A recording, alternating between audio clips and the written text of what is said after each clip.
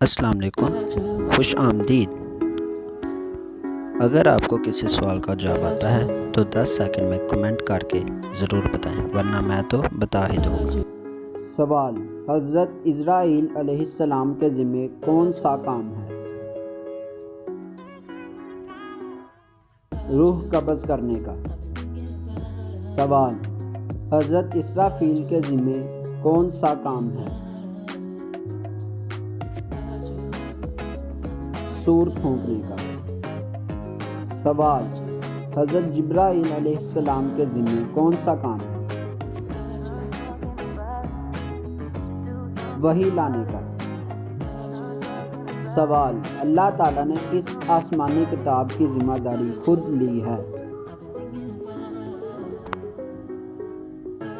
قرآن مجید کی۔